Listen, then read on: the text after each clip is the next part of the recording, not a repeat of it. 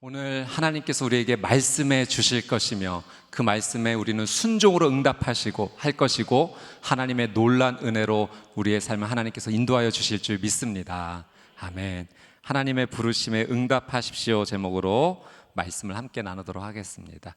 에베소서는 이 사도 바울의 이 옥중 서신입니다. 이 사도 바울이 로마의 감옥에 갇히게 되었을 때 이 편지를 쓰게 되었고, 에베소 지역에 있는 여러 교회들에게 이 사도 바울의 편지가 전달이 되었습니다. 그래서 그 지역의 많은 교회들이 이 편지를 회람하면서 이 하나님의 뜻을 받게 되었죠. 바울은 이 에베소서를 통해서 하나님께서 우리에게 왜 교회 공동체를 허락해 주셨으며 이 교회 공동체를 통해서 하나님께서 이루시고자 하는 하나님의 뜻이 무엇인지를 가르쳐 주십니다. 오늘 저희는 함께 이 말씀 앞에 서며 우리의 교회 공동체를 허락해 주신 하나님의 그 뜻이 무엇인지를 다시 한번 확인하고 그 하나님의 말씀에 순종하며 나갈 것입니다. 교회는, 이 교회 공동체는 우리에게 너무나 중요합니다. 하나님께서 주신 선물이에요. 교회 공동체는 예수 그리스도의 십자가 죽음, 예수 그리스도의 그 부활의 은혜가 없었다면 이 교회 공동체는 서지 못했을 것입니다. 그러니까 교회 공동체 안에 우리가 있다는 그 자체가 예수 그리스도의 그 놀라운 십자가 은혜, 또 부활의 능력 앞에 우리가 있게 되는 것입니다. 사도 바울은 오늘 말씀을 통해서 이 교회 공동체 안에 있는 우리가 어떻게 하나님 앞에 믿음으로 나아가야 될지를 우리에게 말씀해 주십니다. 하나님께서 교회 공동체를 세워주시면서 이 교회 공동체가 어떻게 되기를 원하는지 크게 이 세 가지 사명을 주셨습니다. 하나님께서 교회 공동체에 주신 첫 번째 사명은 교회는 성장해야 된다라고 하는 사실입니다. 하나님께서는 우리 교회 공동체가 성장하기를 원하세요. 에베소서 2장 21절 말씀 한번 보기 원하는데요. 같이 한번 읽어볼까요? 시작. 그리스도 안에서 건물 전체가 서로 연결돼 주 안에서 함께 자라 거룩한 성전이 됩니다. 여러분, 교회의 머리는 우리 주 예수 그리스도인 줄 믿습니다.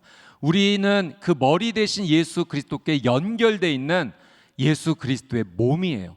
그래서 하나님께서는 우리의 머리 대신 예수 그리스도까지 우리 교회 공동체, 우리 성도님들이 자라기를 원하신다는 거죠. 그래서 우리가 예수 그리스도 안에서 서로 연결돼서 주 안에서 함께 자라나야 된다는 것을 우리는 분명히 기억하고 그 말씀에 순종해야 됩니다.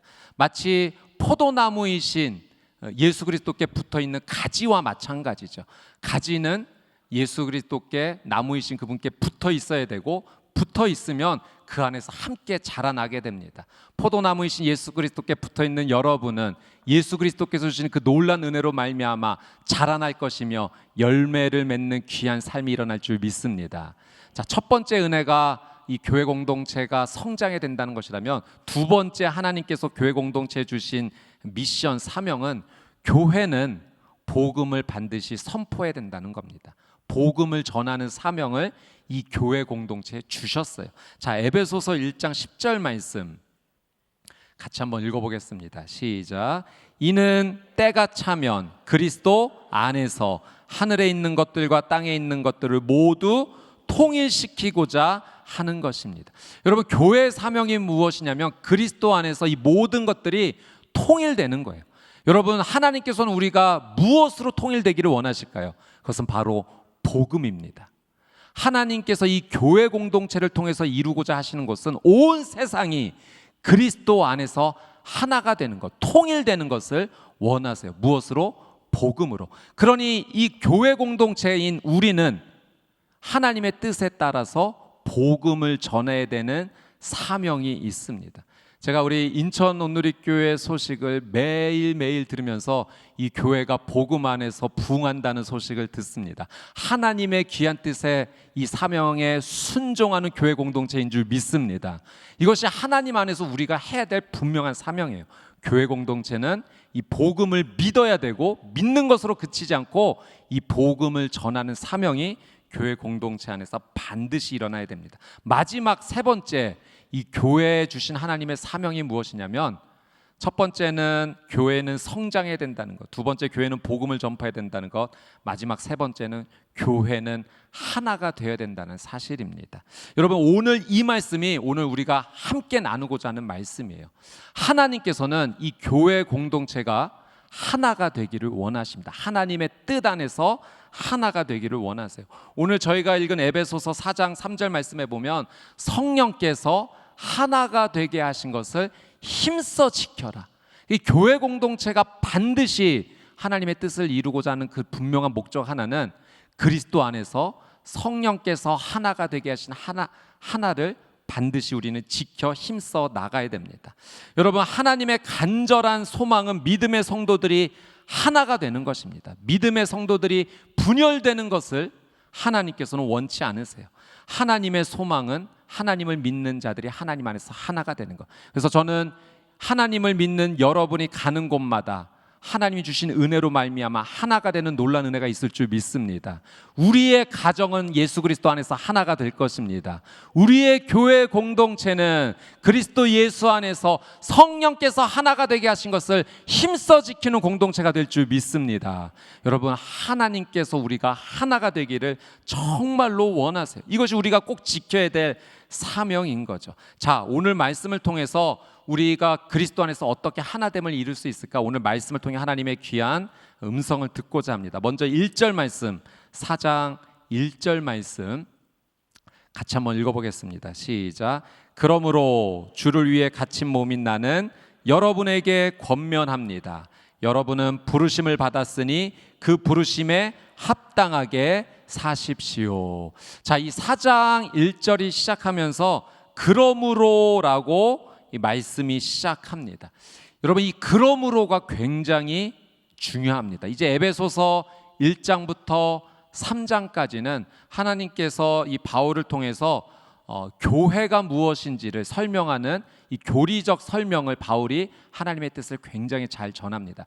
이제 4장부터는 이 교회 구성원인 성도가 어떻게 살아야 될지 실천적인 이 하나님의 뜻을 전하는 바울의 권면이 나옵니다. 교회 공동체가 이러하니 그러므로 이제 이렇게 살아야 됩니다. 그래서 4장 1절이 그러므로라고 시작이 되는 거죠. 여러분, 이 그러므로가 굉장히 한 단어이지만 중요한 것은 하나님을 믿는 성도들, 하나님을 믿는 사람들은 이 그러므로가 반드시 뒤따르는 사람이 돼야 된다는 거예요.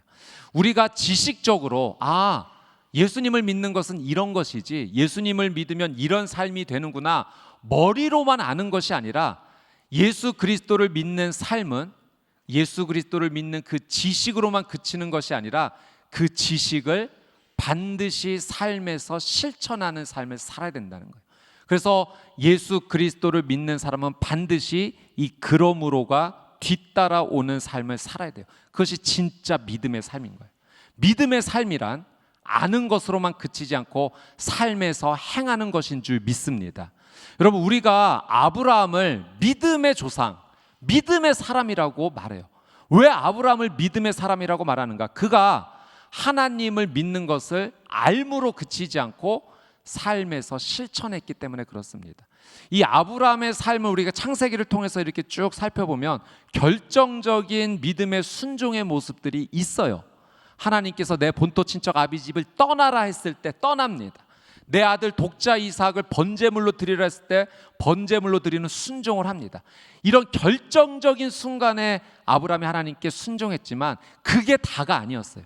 그러니까 아주 중요한 몇 가지만 아브라함이 순종을 한 것이 아니라 그의 삶을 보면 크든 작든 하나님의 말씀 앞에서는 그가 온전히 삶으로 실천하는 삶을 살았다는 거예요. 저희가 요새 창세기 말씀 묵상하잖아요. 이 창세기 13장 말씀을 보면서 아브라함의 이런 모습을 보고 굉장히 감동을 받았습니다.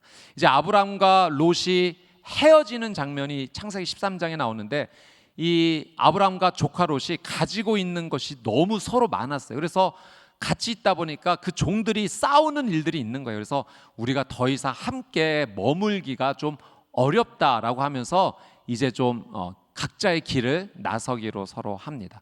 그러면서 이 아브라함이 먼저 롯에게 선택하게 하고 그 다음에 아브라함이 선택을 하는데, 아브라함이 선택한 땅이 어디냐면 하나님께서 약속을 주신 그 땅, 가나안 땅을 선택하게 되죠. 자, 믿음으로 선택한 이 아브라함의 선택 가운데 하나님께서 이 아브라함에게 다시 말씀을 주세요. 그 말씀을 주시는 장면과 아브라함의 반응을 한번 살펴보겠습니다. 창세기 13장 17절 18절 말씀, 자, 같이 한번 읽어보겠습니다. 시작. 일어나 이 땅을 동서남북으로 누비며 다녀보아라. 내가 그것을 내게 주겠다. 그리하여 아브라함은 자기 장막을 옮겨 헤브론에 있는 마므레의 큰 나무 숲에 살았으며 거기서 여호와께 제단을 쌓았습니다. 자, 가나안 땅을 선택한 이 아브라함에게 다시 하나님께서 말씀을 주세요. 뭐라고 말씀을 주시냐면, 아브라함아, 일어나라. 일어나서 이 땅을 다 누비며 다녀보아라. 하나님께서 말씀을 주십니다. 그때 아브라함이 이 하나님의 말씀 앞에 어떻게 반응하냐면 18절에 이렇게 시작해요. 그리하여 아브라함은 자기 장막을 옮겨. 여러분, 하나님께서 아브라함에게 일어나라, 누비며 다녀보아라. 아브라함은 그리하여 그의 장막을 옮겨. 여러분, 아브라함은요, 우리가 에베소서 지금 4장 1절 말씀 읽었던 것처럼 그러므로가 뒤따라오는 사람이었어요. 하나님께서 말씀을 주실 때마다 지체하지 않고 그 하나님의 말씀에 온전히 순종하며 다녔습니다. 아브라함아, 일어나서 한번 다녀볼래?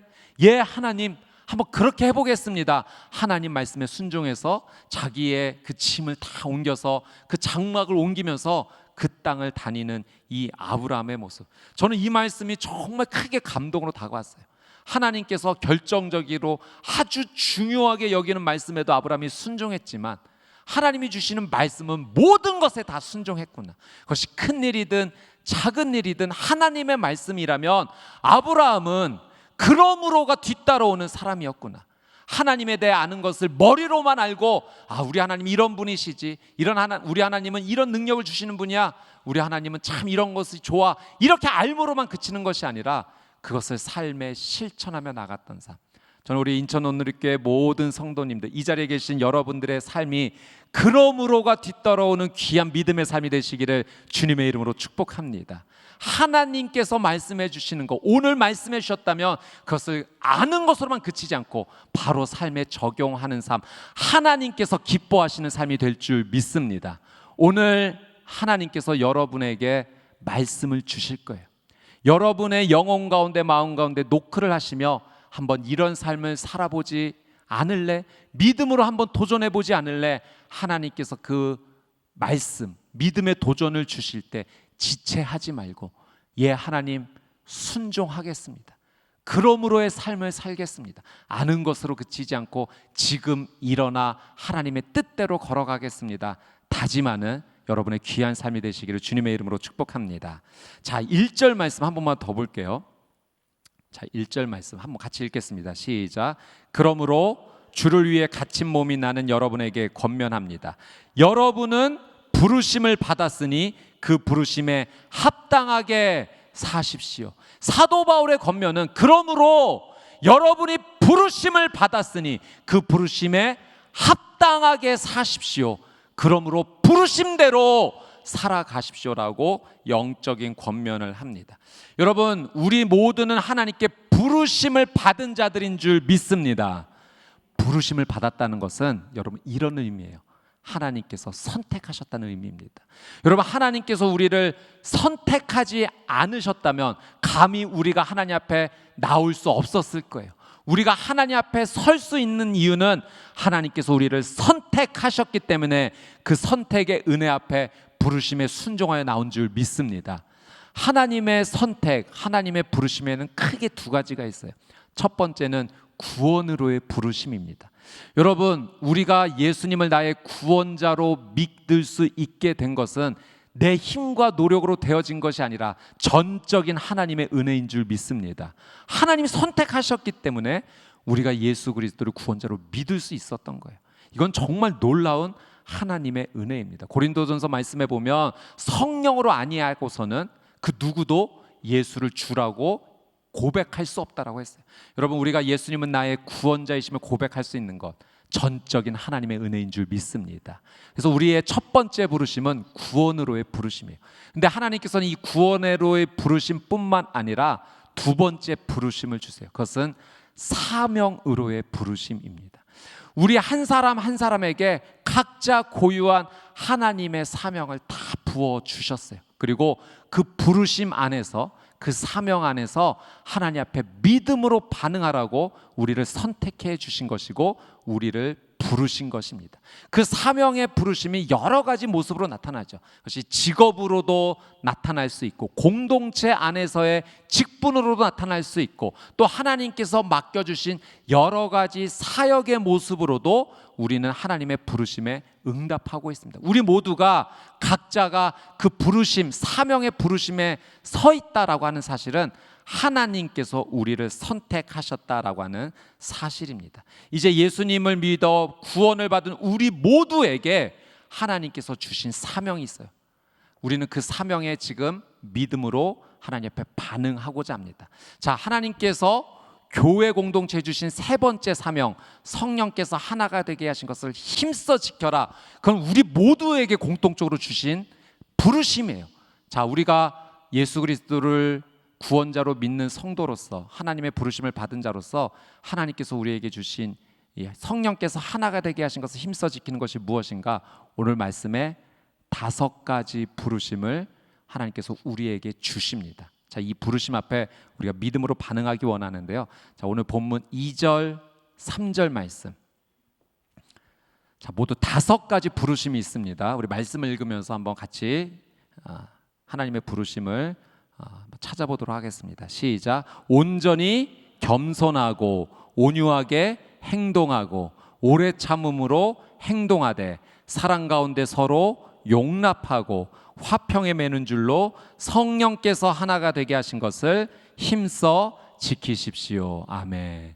여러분 모두 5가지가 나왔습니다. 무엇이 있었죠? 첫 번째 겸손, 그 다음에 온유, 그 다음에 오래 참음, 그 다음에 사랑 안에서 서로 용납, 그리고 마지막 화평. 이 5가지를 하나님께서 말씀해 주셨습니다. 이 5가지의 부르심을 준 거예요. 왜냐하면 성령께서 하나가 되게 하신 것을 힘써 지키라고. 우리의 교회 공동체가 성령 안에서 하나가 되기 위해서, 우리의 가정이 성령 안에서 하나가 되기 위해서, 우리의 믿음의 교제가 성령 안에서 하나가 되게 한 걸 힘써 지키기 위해서 이 5가지 부르심을 우리에게 주셨습니다. 이 5가지 부르심을 간단하게 우리가 하나님의 뜻을 한번 살펴보고, 오늘 하나님께서 여러분에게 이 5가지를 다 말씀해 주실 수도 있고 그 가운데 하나를 강력하게 말씀해 주실 수도 있습니다. 하나가 되든 5개가 되든 오늘 하나님께서 여러분에게 주시는 이 부르심 앞에 믿음으로 반응하고 그것을 아는 것으로 그치지 말고 삶에서 반드시 그러므로의 삶을 살아가는 여러분의 삶이 되시기를 축복합니다. 자, 첫 번째 겸손, 온전히 겸손하라 말씀하십니다. 여러분, 겸손이 가장 먼저 나왔습니다. 가장 먼저 나왔다는 것은 중요하다는 것일까요? 덜 중요하다는 것일까요? 중요하다는 겁니다. 여러분, 성령께서 하나가 되게 하신 것을 힘써 지키기 위해서 우리가 이 공동체 안에서 반드시 행해야 될 것은 겸손입니다. 이 겸손, 성경에서 말씀하시는 겸손은 하나님 앞에서의 우리의 모습이에요. 그러니까 우리가 하나님 앞에서 어떠한 자세로 나가야 되냐면 하나님 앞에 겸손한 자로 나가야 됩니다. 하나님 앞에서 자기를 낮추는 것이죠. 여러분, 겸손은 반드시 이것과 연결이 되는데 무엇과 연결되냐면 순종과 연결이 됩니다. 그러니까 하나님께 겸손한 사람은요, 반드시 그 삶에 무엇이 나타나는가? 순종이 나타납니다. 그러면 하나님 앞에서 불순종하는 사람은 그가 하나님과의 관계 속에서 지금 어떤 겁니까? 겸손한 겁니까? 겸손하지 않은 겁니까? 겸손하지 않은 거예요. 그러니까 내 삶이 하나님 앞에 지금 내가 겸손한가? 무엇을 보면 알 수 있는가? 내가 하나님께 순종하는가? 불순종하는가를 보면 내가 하나님 앞에 어떤 태도인지를 반드시 알 수 있습니다. 여러분, 사무엘상 말씀을 보니까 이스라엘의 첫 번째 왕이 세워졌을 때, 이 첫 번째 왕이 사울 왕이었는데요. 여러분, 이 사울이 처음에 세워졌을 때 사울이 굉장히 겸손했습니다. 하나님 앞에 너무 겸손했고, 하나님뿐만 아니라 사람 앞에서도 정말 겸손했던 사울의 모습을 봅니다. 나중에 이제 하나님께서 기름 부어주시고 그 이스라엘 민족 안에서 제비를 뽑으며 왕으로 세움을 받는 가운데 있는데 사울이 뽑혔어요. 근데 사울이 여러분 그때 어디에 있었습니까? 사람들의 눈을 피해서 짐짝에 숨어 있었던 이 사울의 모습. 그러니까 하나님 앞에서 또 사람 앞에서 얼마나 겸손했는지 그 사울의 모습을 볼 수가 있어요. 그런데 왕으로 뽑히고 나서 이 사울의 모습이 점점 변질되어 가는 모습을 보게 됩니다. 그렇게 멀지 않았어요. 왕이 된 지 2년 만에 그의 삶이 하나님 앞에서 겸손하지 못하는, 불순종하는 모습을 보게 되는데, 이 블레셋과 전쟁을 하게 될 때 사무엘이 와서 하나님께 제사를 드려야 되는데 너무 급한 나머지, 지금 군사들이 다 도망가는 모습을 보니까 사무엘이 너무 급해서 이 사무엘을 기다리고 하나님께 함께 예배드렸는데 자신의 직분이 아님에도 불구하고 자신이 앞장서서 하나님께 제사 드리는 모습을 보게 됩니다. 그러니까 하나님 앞에서 이 겸손함을 점점 잃어가는 모습이에요. 또 아말렉과의 전쟁에서 사울이 어떻게 합니까? 하나님께서 다 진멸해라 말씀하셨는데 순종합니까? 순종하지 않아요. 좋은 재물들을 다 남겨둡니다. 그리고 변명하기 시작해요. 하나님께 제사를 좋은 제물로 드리려고 이거 남겨둔 겁니다. 하나님의 말씀에 순종하지 않고 불순종하며 변명하는 그의 모습을 보게 되죠. 이런 사울의 모습을 보면서 하나님께서 뭐라고 말씀하시냐면 사무엘상 15장 11절에 하나님께서 사울을 향해 이렇게 표현하십니다. 내가 사울을 왕으로 삼은 것을 후회한다. 여러분, 이 하나님께서 후회하신다라는 말씀이요, 이게 흔한 표현이 아닙니다. 노아의 그 홍수 사건 이전에 내가 이 땅에 사람 만든 걸 후회한다. 죄악으로 아주 극심한 모습을 보셨을 때 후회한다는 표현을 하셨어요. 근데 지금 그 후회를 어디에 사용하시는가? 사울의 불순종의 모습을 보면서, 하나님 앞에 겸손하지 못한 그의 모습을 보면서 내가 후회가 된다, 하나님께서 이렇게 말씀하실 정도입니다. 여러분, 하나님께서는 우리가 겸손하기를 원하세요. 그리고 하나님 앞에서 순종하기를 원하십니다. 그 성 어거스틴에게 어떤 사람이 찾아가서 신앙생활을 할 때 가장 중요한 것이 무엇입니까? 그때 어거스틴이 이렇게 얘기했어요. 그건 겸손이지요. 아, 겸손이군요. 그럼 두 번째로 중요한 신앙의 덕목은 무엇일까요? 그것도 겸손입니다. 세 번째는요, 겸손입니다. 여러분, 우리가 믿음의 삶을 살아감에 있어서 하나님과 관계 앞에서 정말 중요한 것이 있다면 겸손이에요. 여러분, 성령께서 하나가 되게 하신 것을 힘써 지키기 위해서는 내 노력이 아니라 하나님의 은혜로 이루어져야 되는 것인 줄 믿습니다. 그래서 우리에게 필요한 게 겸손이에요. 하나님 말씀하실 때 하나님의 말씀에 순종하는 모습, 그것이 우리의 삶에 필요한 거죠. 이 겸손에는 유연하다라는 의미가 포함되어져 있어요. 여러분, 저희가 어렸을 때 찰흙으로 무언가를 이렇게 공에 만들 때 찰흙이 부드러우면 어떤 작품도 쉽게 만들 수 있지만 찰흙이 딱딱하게 굳어지면 그때부터는 이 찰흙을 마음대로 변형시킬 수가 없는 거예요. 지금 내가 하나님 앞에 겸손한가, 유연한가, 하나님 말씀 앞에 언제든지 반응할 준비가 되어 있는가, 순종할 준비가 되어 있는가. 저는 여러분의 귀한 삶이 하나님 앞에서 유연하여서, 겸손하여서 하나님 말씀에 즉각적으로 순종한, 하나님이 기뻐하시는 삶이 되시기를 주님의 이름으로 축복합니다.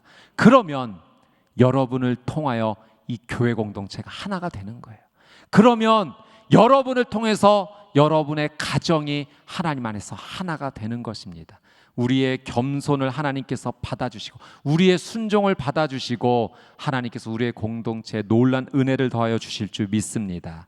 자, 두 번째, 온유에 대해서 하나님께서 말씀하셨어요. 온유하게 행동하라. 여러분, 온유는 말 그대로 부드럽고 따뜻한 겁니다. 여러분, 온유가 부드럽고 따뜻하다고 해서 절대로 연약한 것이 아닙니다. 온유는, 하나님께서 말씀하시는 온유는 이런 의미예요. 오히려 반대로 힘이 넘치지만 그 힘을 절제함으로 상대방을 따뜻하고 부드럽게 품어줄 수 있는 힘이 바로 온유입니다. 여러분, 성경에서 가장 온유했던 사람이 누구일까요? 그분은 바로 예수 그리스도이십니다. 여러분, 예수님께서는 이 땅에 사람의 몸을 입고 오셔서 우리에게 온유가 무엇인지를 우리에게 제대로 보여주셨어요. 그 모습을 보여주신 이유는 우리로 하여금 예수님의 모습을 닮아서 그 온유함으로 우리가 나아오기를 원하셨던 거죠. 여러분, 예수님께서 온유하지 않으셨다면 우리는 이 구원의 은혜를 절대로 얻을 수 없었을 겁니다. 여러분, 예수님께서 이 겟세마네 동산에서 불법적으로 붙잡혀 가셨을 때, 그때 이제 베드로가 너무 혼내서 칼을 꺼내서 그 대제사장의 종의 귀를 자르는 일이 있지 않습니까? 근데 예수님께서 칼을 집어넣어라, 칼을 쓰는 자는 칼로 망하게 될 것이다 라고 말씀하시면서 이런 말씀을 주셨어요. 지금이라도 내가 아버지께 구하면 12군단이나 되는 그 천사를 보내주신다는 것을 모르느냐. 그러니까 예수님이 힘이 없으셨던 게 아니에요. 연약해서 그냥 붙잡아가는 대로 끌려가셨던 게 아니에요. 12군단이나 되는 천사를 하나님 예수님께서 사용하실 그런 지휘관의 놀라운 능력이 있으셨지만 그 힘을 사용하지 않으시고 우리의 구원을 위해서 온유와 부드럽고 따뜻하게 그 힘을 절제하며 나가셨던 거죠. 여러분, 예수님께서 빌라도에게 신문 받으셨을 때 예수님께서 참지 못하시고 그 자리를 벌떡 박차고 일어나셨다면 여러분, 우리가 구원받을 수 있었겠습니까? 예수님께서 그 십자가를 지시고 골고다 언덕으로 올라가셨을 때 이제 더 이상 참지 못하겠다, 그냥 그 자리에서 십자가를 막 휘두르셨다면 여러분, 우리가 구원받을 수 있었겠습니까? 여러분, 그 십자가에서 예수님께서 못 박히셨을 때 안 되겠다, 보자 하니까 이거 더 이상 안 되겠다, 참지 못하시고 그 못을 다 뽑아내시고 그 자리에 내려오셨다면 우리는 절대 구원받지 못했을 거예요.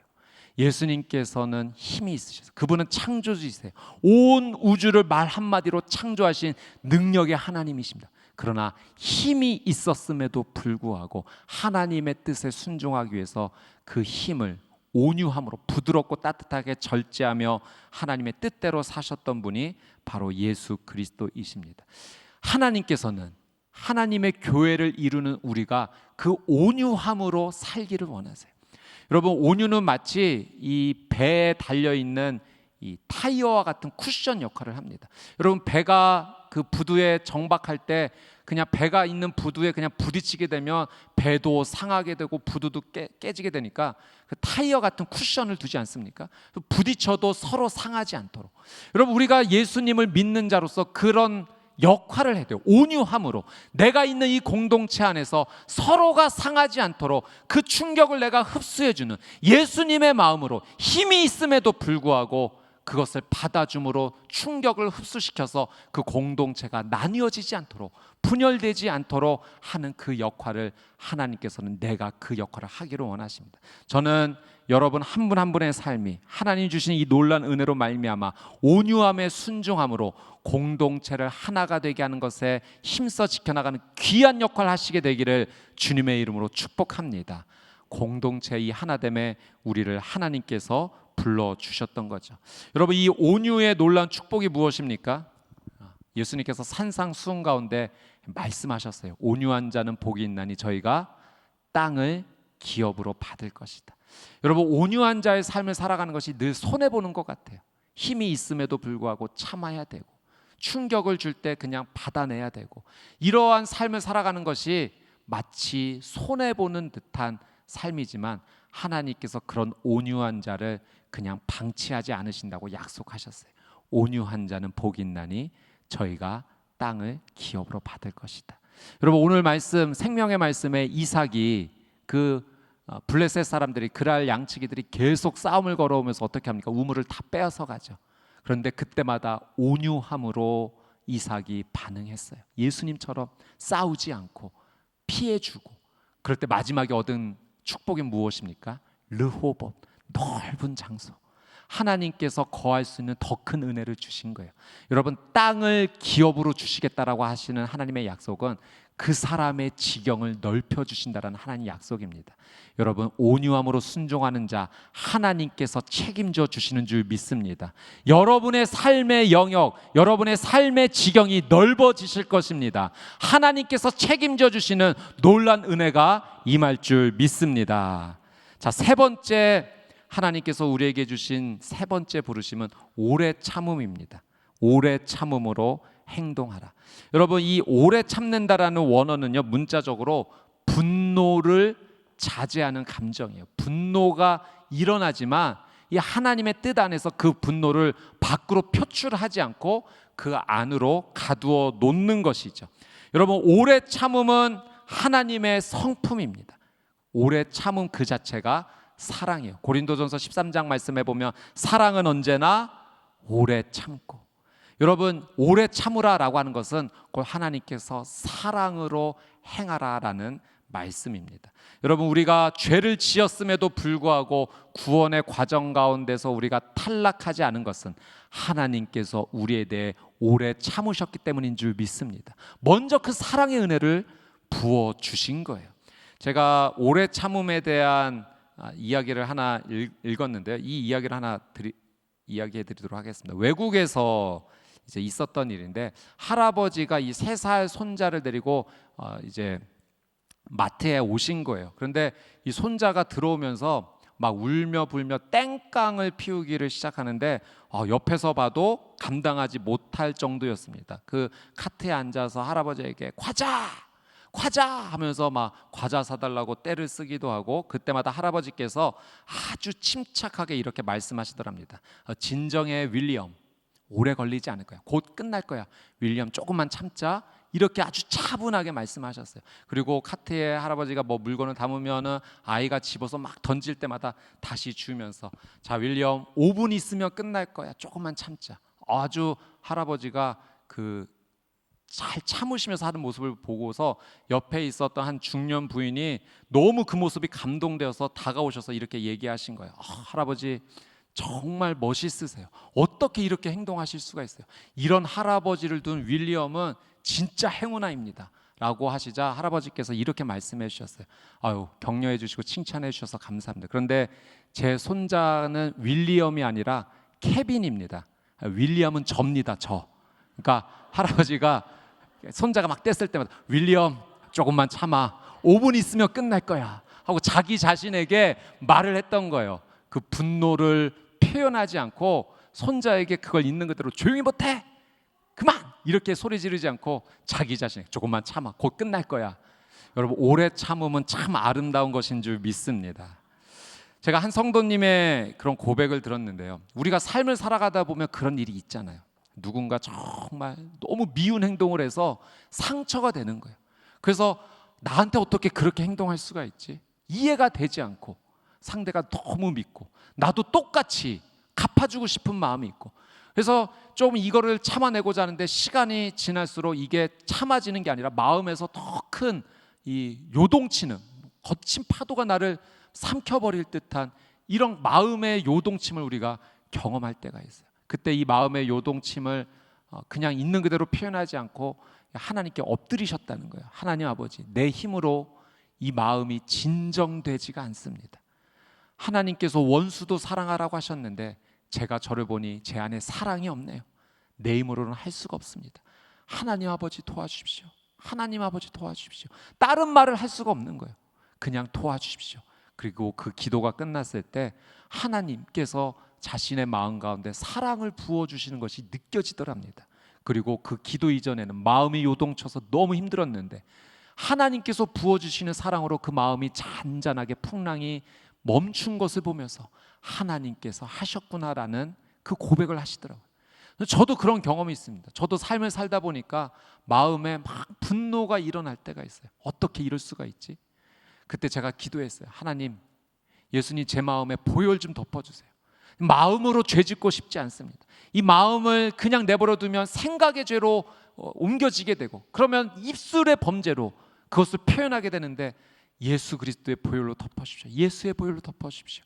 그 기도 끝에 예수님께서 그 놀란 은혜로 제 마음을 진정시켜주는 것을 경험을 한 적이 있어요.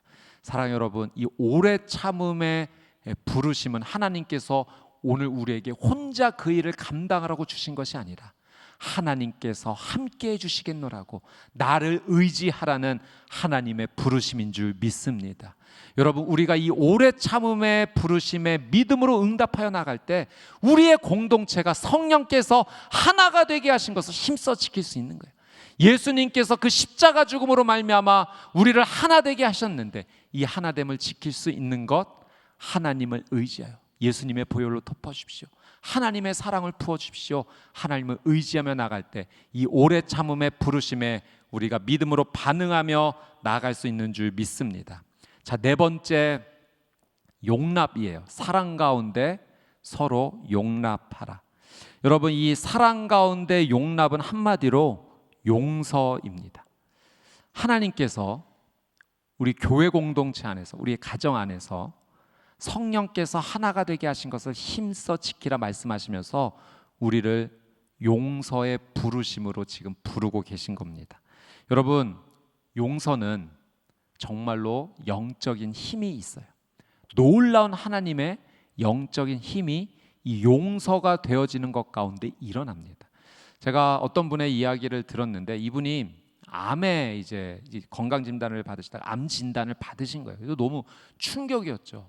나한테도 이렇게 찾아올 수가 있는 거구나. 근데 이분이 이 충격에서 그냥 가만히 있으셨던 것이 아니라 이제 그 치료 과정을 다 이제 밟으시는 과정 가운데 인생이 이제 새롭게 느껴지셨던 거예요. 나한테 끝이 올 수가 있는 거구나. 그러면서 주변을 돌아보신 거예요. 그러면서 어떤 결정을 하셨냐면 주변 분들에게 다 전화를 하시고 용서를 구하기 시작한 겁니다. 내가 생각해 보니 이러이러한 거 내가 잘못한 것 같아. 나 용서해줘. 미안해. 그리고 상대방이 전혀 그렇지 않았어요. 오히려 하면서 생각해 보니 저도 좀 실수했네요. 저를 용서해. 이런 일들이 이 전화를 통해서 일어났습니다. 그리고 상대방이 진짜로 마음이 다쳤던 일이 있으면 그 용서를 받아주시고 서로 화해하는 일이 일어났는데 놀랍게도 이분이 암에서 자유하게 되셨어요.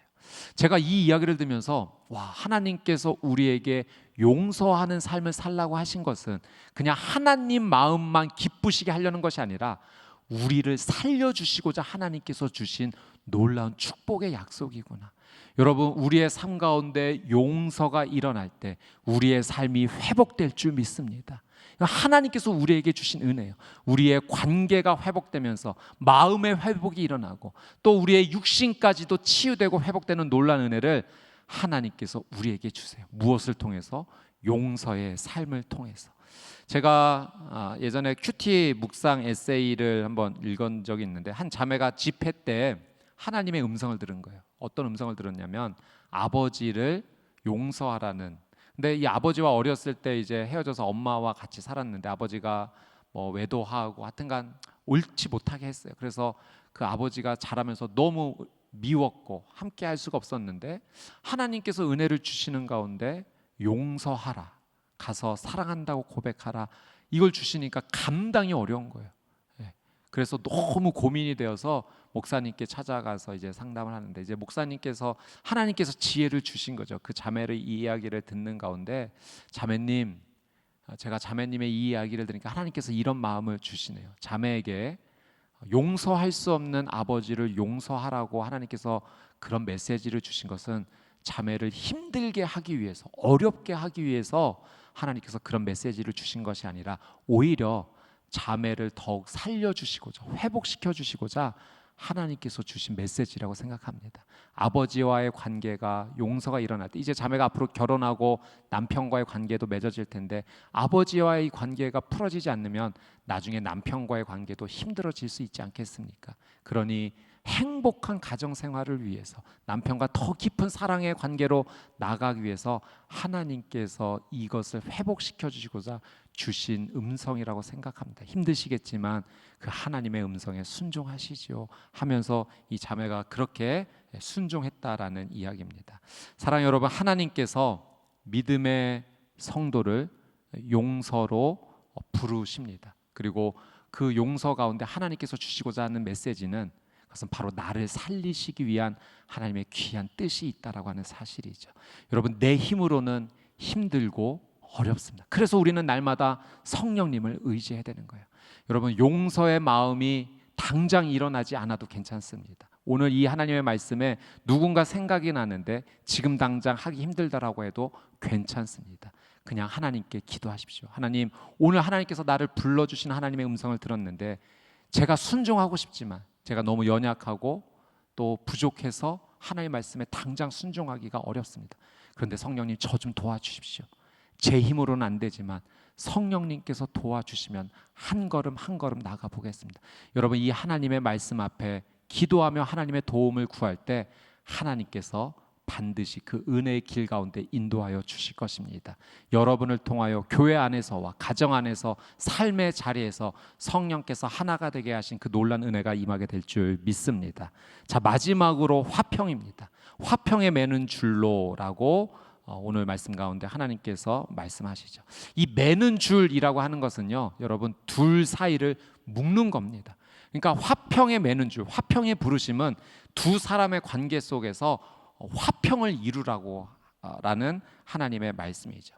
여러분, 화평은 말 그대로 평화가 이루어지는 거예요. 둘 사이에 다툼도 없고 이 어려움이 없는 거죠. 근데 여러분, 어떻게 하면 둘 사이에 화평이 이루어질까요? 아주 공평하게, 동등하게, 그 모든 것이 완벽하게 5대5의 관계를 이루면 화평이 이루어질까요? 절대 그렇지 않습니다. 둘 사이에 화평이 이루어지기 위해서는요, 반드시 한쪽이 헌신해야 됩니다. 희생해야 돼요. 한쪽이 희생하지 않고서는 둘 사이에 화평이 이루어지지 않아요. 여러분, 그 창세기 13장의 아브라함과 롯의 이야기, 서로 이렇게 자기의 길을 선택하는 그 과정에서 여러분, 아브라함이 롯과의 관계 속에서 이 화평을 이룹니다. 그 삶에서 아브라함이 연장자였어요. 땅을 선택하면 먼저 선택할 수 있습니다. 그럼에도 불구하고 롯에게 먼저 선택권을 주는 거예요. 그거는 아브라함의 희생입니다. 근데 롯이 눈에 보기 좋은, 그 당시에 이제 아브라함과 롯은 목축업, 유목을 했기 때문에 제일 중요한 게 뭐였냐면 물이 있는 곳, 그리고 풀이 많은 곳 선택하는 게 굉장히 중요합니다. 근데 아브라함이 그걸 이제 헌신한 거죠. 여러분, 화평이 일어나는 곳에는요, 언제나 희생이 있어야 돼요. 그러니 오늘 하나님께서 화평의 부르심을 우리에게 주신 것은 이런 의미입니다.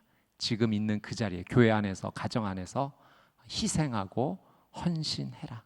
그러면 평화가 이루어지고 너를 통해 평화가 이루어질 것이다. 하나님께서 말씀하십니다. 여러분, 예수님께서 말씀하신 이 산상수훈 가운데 화평케 하는 자는 하나님의 아들이라 일컬음을 받을 것이다 라는 하나님의, 예수님의 약속의 축복이 있습니다. 그러니까 이 화평을 이루는 자, 평화를 이루는 자에게 하나님께서 어떤 약속을 주시냐면 그는 하나님의 아들, 하나님의 자녀라고 인정을 받게 될 거라는 거예요. 여러분, 이 말씀의 의미가 무엇이냐면, 여러분, 희생하고 헌신하면 내가 손해보잖아요.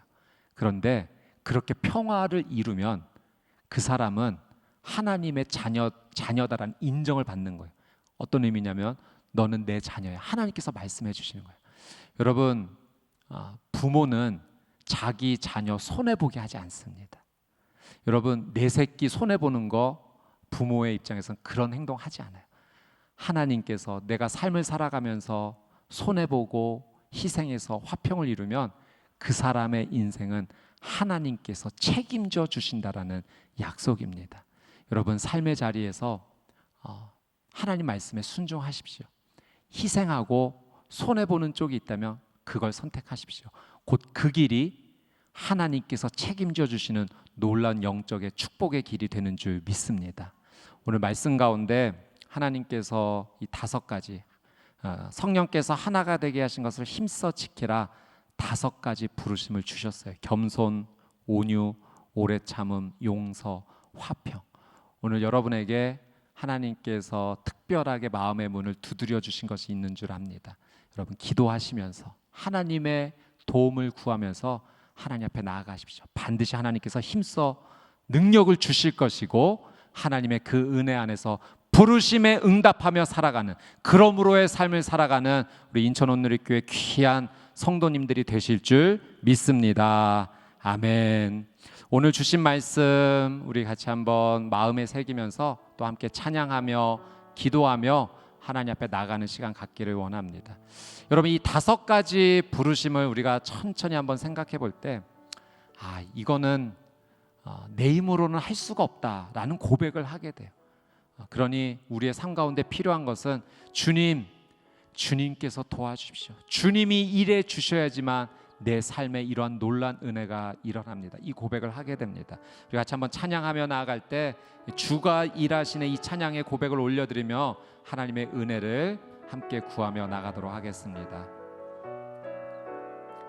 날이 저물어 갈 때, 빈들에서 걸을 때, 그때가 내 힘으로 안 될 때, 빈손으로 걸을 때 내가 고백해. 우리 다시 한번 믿음으로 고백합시다. 날이 저물어 갈 때, 빈들에서 걸을 때, 그때가. 우리 가슴에 손을 얹고 찬양할까요? 내 힘으로 안 될 때, 내가 고백해. 우리 믿음으로 선포합시다. 주가 일하시네. 주가 일하시네. 아멘. 주가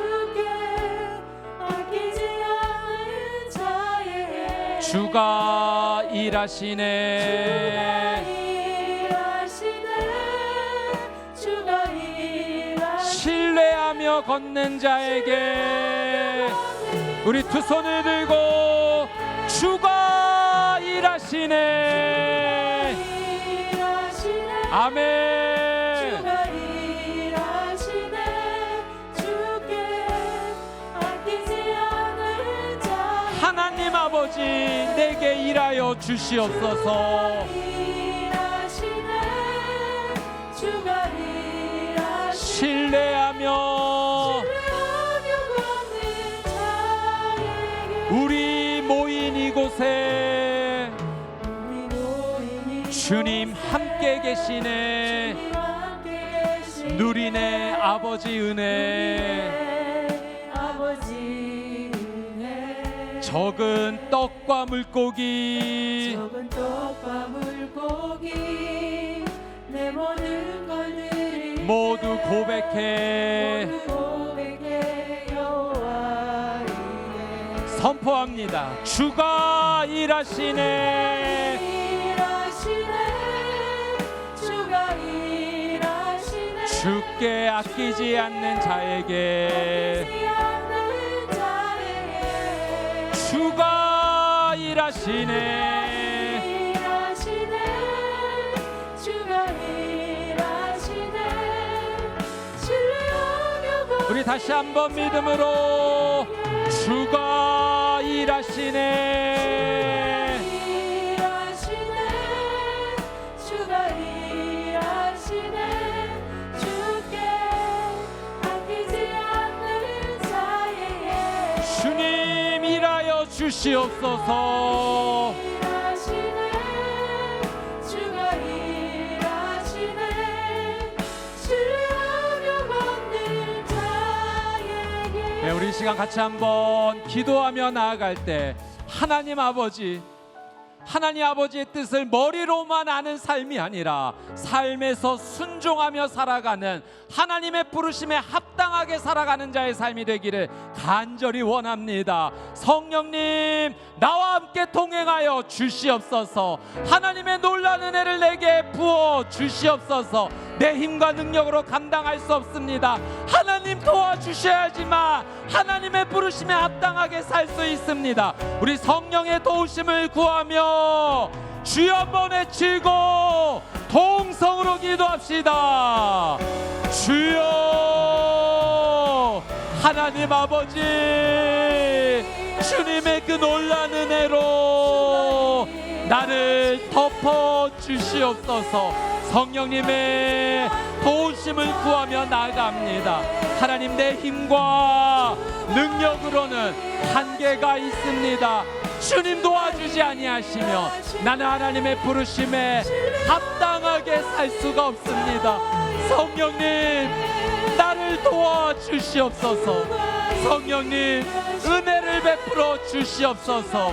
주님, 구원의 부르심을 받은 우리에게 사명의 부르심을 허락해 주셨사온데, 이 교회 공동체, 우리의 가정 공동체, 성령께서 하나가 되게 하신 것을 힘써 지키며 살기 위해 주의 부르심 앞에 순종하며 나가기 원합니다.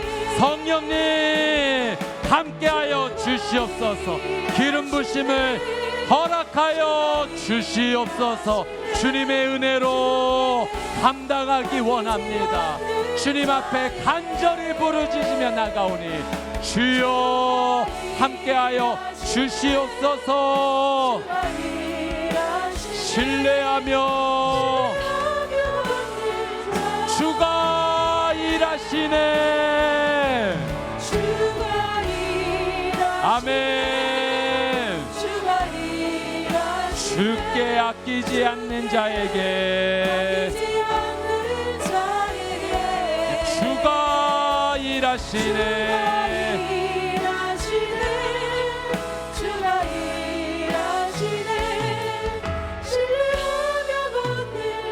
우리 한 번 더 믿음으로 기도하며 나아갈 때 성령께서 하나가 되게 하신 것을 힘써 지키라고 오늘 말씀을 통하여 우리를 다시 불러주셨습니다.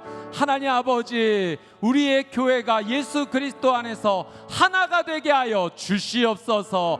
우리의 가정이 나뉘어지지 않고 믿음으로 하나가 되게 하여 주시옵소서. 나의 삶의 영역에 분열이 일어나지 않고 성령께서 하나가 되게 하신 것을 힘써 지켜나가는 은혜가 임하게 하여 주시옵소서. 겸손과 온유와 오래 참음과 용서와 화평의 은혜가 임하게 하여 주시옵소서. 부르심의 은혜 순종함으로 감당케 하여 주시옵소서. 두 손을 들고 주여 한번 외치고 동성으로 기도합시다.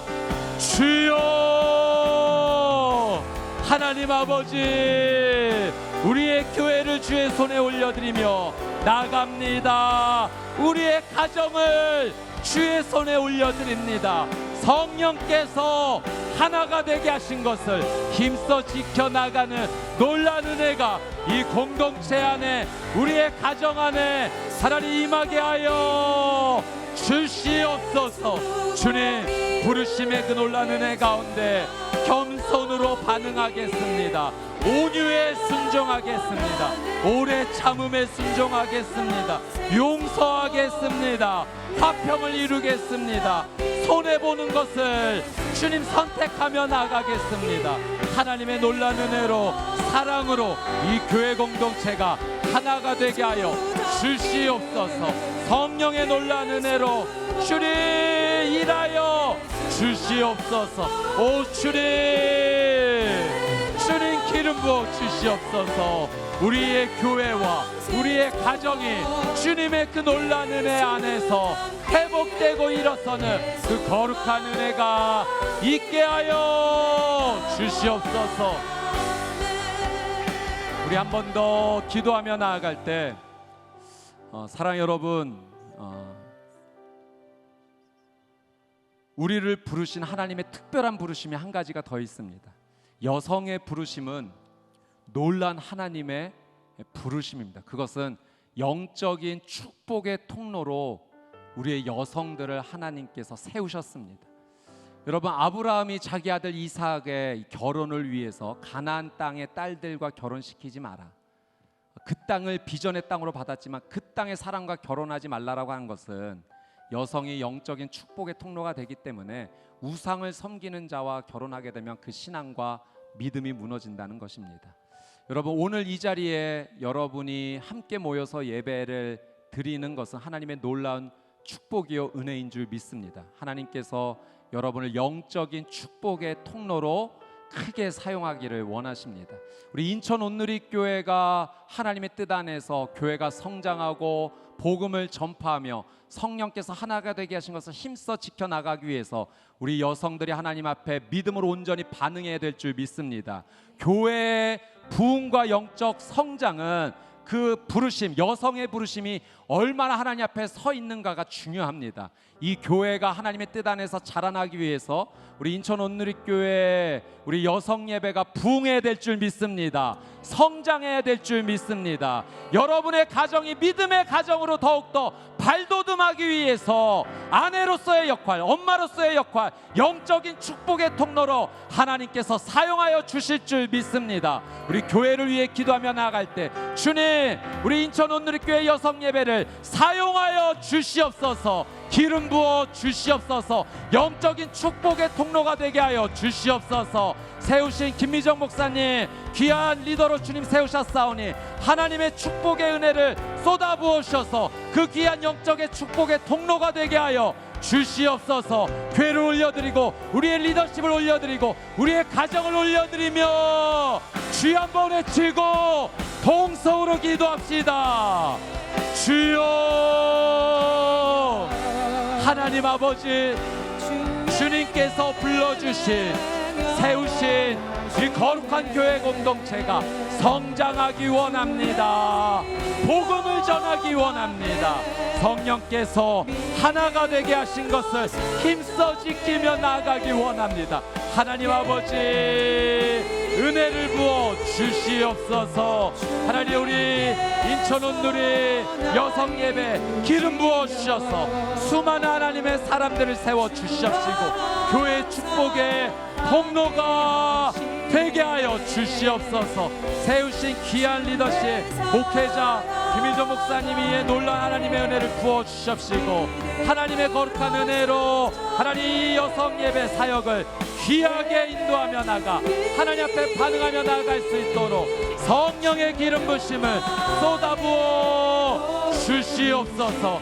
우리의 여성을 가정의 영적인 통로로 사용하여 주시옵시고 하나님의 놀라운 은혜로 아내로서 엄마로서의 역할을 잘 감당하여 거룩한 가정 세워나가며 성령님의 축복의 은혜의 통로가 될 수 있도록 하나님 은혜를 베풀어 주시옵소서.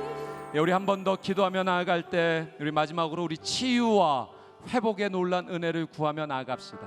하나님께서 오늘 우리에게 말씀을 통하여 부르심을 주신 것은 다름 아니라 우리를 치유하시고 회복하여 주시겠다라는 하나님의 약속인 줄 믿습니다. 순종의 자리에 있는 자들에게 하나님께서 그 삶을 일으켜 주십니다. 우리 이 시간 믿음으로 구하며 나아갈 때 주님 부르심 앞에 순종하며 나아갈 때 나의 삶을 통하여 치유와 회복의 역사가 일어나게 하여 주시옵소서. 우리 아픈 부위에 믿음으로 손을 얹고 기도합시다. 우리 남편과 가정과 자녀를 위하여 기도합시다. 살게 하여 주시옵소서. 우리 공동체 순식구들과 중보자들을 위해 기도합시다. 살아나는 은혜가 있게 하여 주시옵소서. 주여 한번 외치고 동성으로 기도합시다. 주여, 하나님 아버지 살려 주시옵소서. 주님, 우리를 부르신 것은 놀라운 하나님의 치유와 회복의 자리로 불러주신 줄 믿습니다. 믿음으로 손을 얹고 기도하며 나아가오니 이 시간 예수의 이름으로 모든 질병이 떠나가게 하여 주시옵소서. 모든 암세포 질병의 원인 예수의 이름으로 명하노니 일곱 길로 떠나갈지어다. 우리의 마음과 우리의 관계가 회복되게 하옵소서. 우리의 가정이 치유를 받게 하옵소서. 우리의 자녀가 살게 하여 주시옵소서. 우리의 교회 공동체가 주님의 놀라운 은혜 가운데 회복되게 하여 주시옵소서. 우리의 중보자들, 주님, 우리의 순식구들, 우리의 사역 팀원들 하나님의 놀라운 은혜 가운데 살게 하여 주시옵소서. 주여,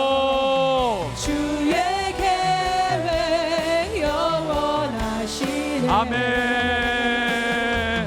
주의 위엄 앞에 믿음으로 믿음으로 순종해 예배 드리리.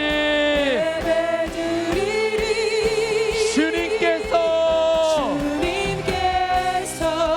나를 이끄시며 주가 항상 함께 하시네. 항상 함께 하시네. 아멘. 주의 사랑 안에 믿음으로 믿음으로 순종해 예배 드리리. 영원히 사랑하는 주님, 오늘 우리를 예배의 자리로 부르신 분은 나를 사랑하시는 하나님 아버지이신 줄 믿습니다. 주님께서 나를 선택하지 않으셨다면, 부르시지 않으셨다면 어찌 내가 이곳에 서 있을 수 있겠습니까? 전적인, 놀라운, 일방적인 하나님의 은혜요 사랑인 줄 믿습니다. 주님, 우리를 부르신 것은, 우리를 선택하신 것은 다름 아닌 우리를 살리시고 회복시키시고 일으켜 주시기 위한 하나님의 뜻인 줄 믿습니다. 교회 공동체가, 가정 공동체가, 삶 안에서 믿음으로 이루어진 믿음의 공동체가 하나님의 뜻 안에서 하나가 되기를 원하시는 줄 믿습니다. 주님, 그 부르심 앞에 나를 사용하여 주시옵소서. 하나님, 나의 겸손과 온유와 오래 참음과 용서와 화평을 사용하셔서 하나님의 그 하나가 되게 하신, 성령께서 하나가 되게 하신 교회 공동체를 지켜나가는 놀라운 은혜가 있게 하여 주시옵시고, 이를 통하여 하나님 홀로 영광을 받아 주시옵소서. 우리 인천 온누리교회 귀한 여성 예배와 사역이 주님 안에서 성장하고 부흥하기를 간절히 원합니다. 주님, 기름 부어 주시옵소서. 교회 공동체의 부흥과 가정 공동체의 놀라운 회복의 시작이 바로 이곳에서 시작되게 하여 주시옵소서. 하나님 앞에 순종함으로 나아가는 귀한 한 분 한 분의 성도님의 삶 위에 성령님 기름 부어 주시옵시고, 주님 능력을 부어 주셔서 그 사명 잘 감당할 수 있도록 하나님 은혜 위에 은혜를 더하여 주시옵소서. 감사드리며 이제는 우리 주 예수 그리스도의 은혜와 하나님 아버지의 그 끝이 없으신 사랑과 성령님의 내주 교통 위로하심의 놀란 은혜의 역사가 오늘 하나님의 부르심 앞에 믿음으로 순종하며 성령님의 은혜를 구하며 주 앞에 엎드리는 이 자리에 모인 하나님의 거룩한 백성들 머리 위에, 그들의 가정과 자녀 위에, 이 나라 이 민족 위에, 선교사님들의 사역과 삶 위에 이제부터 영원토록 함께하여 주시기를 간절히 축원하옵나이다. 아멘.